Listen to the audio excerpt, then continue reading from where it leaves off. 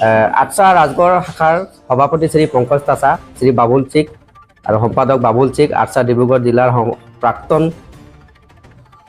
প্ৰচাৰ সম্পাদক প্ৰণৱেকাৰ লগত লাগি আটছা ৰাজগড় শাখাক লৈ যি পাইপলাইনৰ কাম চলি আছিল, সেই পাইপলাইনৰ কামৰ বাবদ বৰডুবি ইঞ্জিনিয়াৰিং ৱৰ্কশ্বপৰ যি 12 লাখ টকা প্ৰায় ধন প্ৰদান কৰিছিল, সেই টকা সম্পূৰ্ণৰূপে আত্মসাৎ কৰে।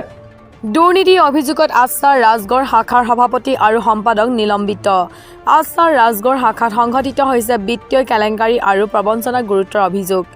এক সংবাদমেল যোগেৰে এই কথা সদৰি কৰিলে ৰাজগড় শাখাৰ নৱনিযুক্ত ভাৰপ্ৰাপ্ত সভাপতি বিকি কৰোৱা আৰু ভাৰপ্ৰাপ্ত সম্পাদক নৰেশ গোৱালাই।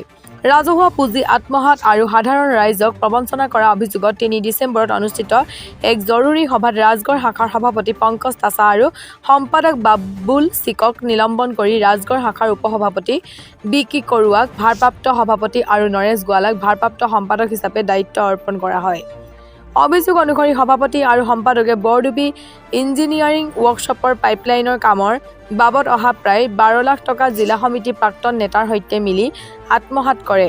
ইয়াৰ উপৰিও প্ৰধানমন্ত্ৰীৰ পুঁজিৰ অধীনত নিৰ্মাণ হ'বলগীয়া 87 লাখ টকীয়া নীলমণি আদৰ্শ প্ৰাথমিক বিদ্যালয়ৰ কামটো কাৰ্যনিৰ্বাহক সভাৰ সিদ্ধান্তৰ বিৰুদ্ধে গৈ এজন ঠিকাদাৰক 10 লাখ টকাত বিক্ৰী কৰাৰ অভিযোগ উঠিছে। কেৱল বিত্তীয় কেলেংকাৰীয়ে নহয়, সভাপতি পংকজ তাছাৰ বিৰুদ্ধে আহিছে এক অমানৱীয় প্ৰবঞ্চনাৰ অভিযোগ। অভিযোগ অনুসৰি তেওঁ দীপা ভূমিজ নামৰ এগৰাকী মহিলাৰ পৰা এখন বাহন ক্ৰয় কৰি বেংকৰ কিস্তি পৰিশোধ নকৰাত মহিলাগৰাকীয়ে মানসিকভাৱে ভাগি পৰি আত্মহত্যাৰ দৰে পথ বাছি ল'বলৈ উদ্যত হৈছিল। সংবাদমেলত নৱনিযুক্ত সমিতিখনৰ বিষয়ববীয়াসকল উপস্থিত থাকে। আপোনাৰ ঘৰৰ সকলো প্ৰয়োজনীয় সামগ্ৰী একে স্থানতে উপলব্ধ কৰিবলৈ মৰাণৰ নিৰ্ভৰযোগ্য প্ৰতিষ্ঠান অসম ইলেক্ট্ৰিকেলৰ নতুন প্ৰতিষ্ঠান মৰাণ আৰক্ষী থানাৰ সন্মুখত অসম ইলেক্ট্ৰিকেল আৰু অসম ছেনিটেৰী। অসম ইলেক্ট্ৰিকেল আৰু অসম ছেনিটেৰীত উচিত মূল্যত উপলব্ধ আছে বিভিন্ন আগশাৰী কোম্পানীৰ ইলেক্ট্ৰিকেল সামগ্ৰী, ৱাটাৰ পাম্প, টাইলছ, অত্যাধুনিক bathroom fittings, TV, fridge, sanitary pipe fittings, mobile ডোৰ fittings আৰু বিভিন্ন সামগ্ৰী। যোগাযোগ কৰক 6003591984ত। লগতে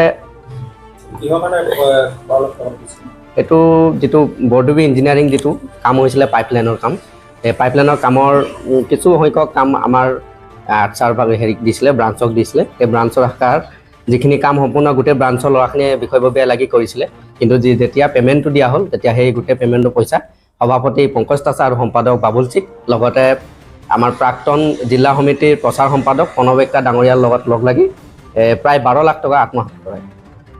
দ্বিতীয়তে আটছা ৰাজগড় শাখাৰ শ্ৰী বাবুল চিক ডাঙৰীয়াই বিগত পঞ্চায়ত ইলেকশ্যনৰ যিটো নিৰ্বাচনী আছিলে, নীলমণি চাহ বাগিচাৰ কংগ্ৰেছৰ সমৰ্থিত ৱাৰ্ডৰ সদস্য হৈ নমিনেশ্যন দিবলৈ যোৱাৰ লগতে সদস্যগৰাকীক লৈ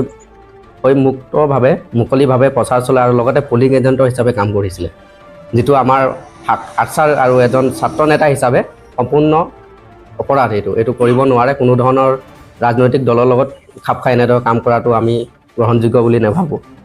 তৃতীয়তে আটছা ৰাজগড় শাখাৰ সভাপতি সম্পাদকে কাৰ্যনিৰ্বাহক সভাত সিদ্ধান্ত গ্ৰহণ কৰা আমাৰ প্ৰধানমন্ত্ৰীৰ পুঁজিৰ পৰা এটা কাম দিয়া হৈছিলে বিধায়ক মহোদয়ৰ ফালৰ পৰা আমাৰ ৰাজগড় শাখাক লৈ, নীলমণি মডেল LP স্কুল বুলি, যিটোৰ প্ৰায় এষ্টিমেটৰ এমাউণ্ট আছিলে 87 লাখ। সেই কামটো আমি কাৰ্যনিৰ্বাহক সভাত সিদ্ধান্ত লৈছিলোঁ, যিহেতু আমি তেনে ৰাজহ পুঁজিৰ কাম আমি নকৰোঁ বুলি। এই সিদ্ধান্তৰ বিপক্ষে গৈ সম্পাদক আৰু সভাপতিয়ে সেই কামটো গোপন ৰূপে তেওঁলোকৰ মাজত বুজাবুজি হয় এজন স্থানীয় ঠিকাদাৰ তেওঁক 10 লাখ টকাত বিক্ৰী কৰিছে বুলি আমাৰ হাতত আহি পৰিছে গোটেইখিনি তথ্যখিনি। সেইটো আমি গ্ৰহণযোগ্য বুলি নাভাবোঁ। আৰু এইটো আমাৰ শাখাৰ গোটেইখিনি বিষয়ববীয়াক এইটো আমাৰ প্ৰতাৰণা কৰা আমাক দুখ পাইছোঁ। সেই দুখৰ বাবে আমি এই অভিযোগটো ইয়াত লিখিতভাৱে থৈছোঁ। আৰু 4 নম্বৰতে আছে আটছা ৰাজগড় শাখাৰ সভাপতি সম্পাদক বিষয়ববীয়াৰ লগত কোনো ধৰণৰ যোগাযোগ নাৰাখে আৰু ঘপকৈ কোনোবা এটা অনুষ্ঠানত যাবলৈ লগ ধৰিব, হয়তো পিছবেলা থাকে, আগবেলা ফোন কৰে। তেনে সময়ত যদি সময় দিব নোৱাৰে, তেওঁলোকক বিষয়ববীয়াসকলক ঘৰতে বহি তেওঁলোকে নিলম্বন পত্ৰ আগবঢ়াই দিয়ে। সেইটো যিটো একেবাৰে গ্ৰহণযোগ্য নহয়। আমাৰ নিলম্বন কৰিবলৈ হ'লে এখন কাৰ্যনিৰ্বাহক সভাত প্ৰায় গৰিষ্ঠ সংখ্যক যদি বিষয়ববীয়া থাকে, তেতিয়াহে সেইখন নিলম্বন পত্ৰ আগবঢ়াব পাৰে। কিন্তু তেওঁলোকে ঘৰতে বহি যিটো নিলম্বন পত্ৰ আগবঢ়ায়, সেইটো গ্ৰহণযোগ্য নহয় আৰু তেওঁলোকে সেইটো বহুত ডাঙৰ এটা ভুল কৰি আহিছে। সেইটো ভুলৰো আমি অভিযোগ হিচাপে ইয়াত দাখিল কৰিছোঁ। আৰু এইখিনি কাম কৰি তেওঁলোকে যিখিনি কৰি আছে আমাৰ বিষয়ববীয়াসকলৰ মাজত বিভাজন সৃষ্টি কৰিছে, বিপথে পৰিচালিত কৰি আহিছে, যাৰ বাবে ৰাজগড় শাখাটোৰ অস্তিত্ব প্ৰায় নাইকিয়া কৰি পেলাইছে। এই অভিযোগখিনি আমি আগবঢ়াইছোঁ আৰু প্ৰায় আমাৰ এই 4টা অভিযোগ আছিলে আৰু এটা অভিযোগ আছে আমাৰ সভাপতি পংকজ তাছাৰ বিৰুদ্ধে। এইটো বহুত আগৰ বিষয়, 2023 চনৰ বিষয়হে। আমাৰ নৱেম্বৰ মাহৰ 17 তাৰিখ আটছা ৰাজগড় শাখাৰ সভাপতি পংকজ তাছাই টিংখাং থানাৰ অন্তৰ্গত 2 নং বাগমৰা গাঁৱৰ নিবাসী শ্ৰীমতী দীপা ভূমিজ নামৰ এগৰাকী মহিলাৰ এল্টো 800 গাড়ী এখন আছিল।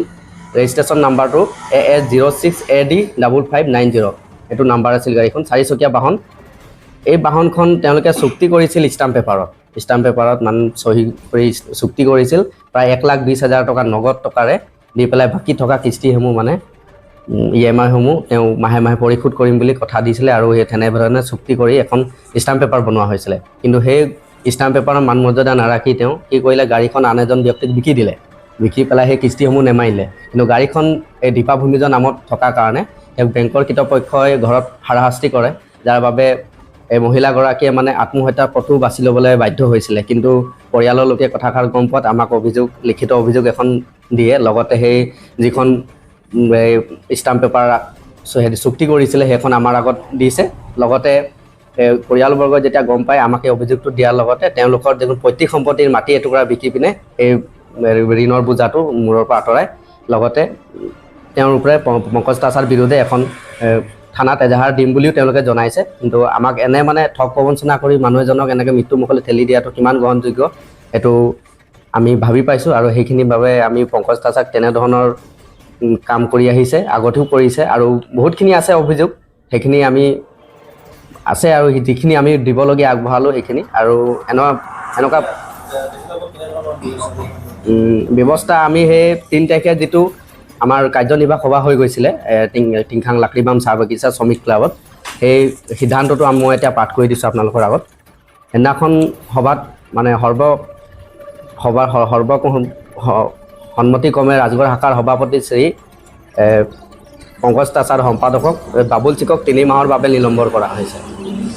দ্বিতীয়তে সাংবিধানিকভাৱে কোনো ধৰণৰ কাৰ্যনিৰ্বাহক অনুষ্ঠিত নকৰাকৈ নিলম্বন কৰা বিষয়ববীয়াক ক্ৰমে শ্ৰমিক কৰ্মকাৰ চনু নাগ, বিশাল তাঁতী, অভয় তাঁতী, নয়ন বৈষ্ণৱ আৰু সঞ্জু নায়কৰ নিলম্বন বৰ্খাস্ত হয়। লগতে সাংগঠনিক কাম কাজ চলাই যাব পৰাকৈ তেওঁলোকক আহ্বান জনাইছোঁ আমি।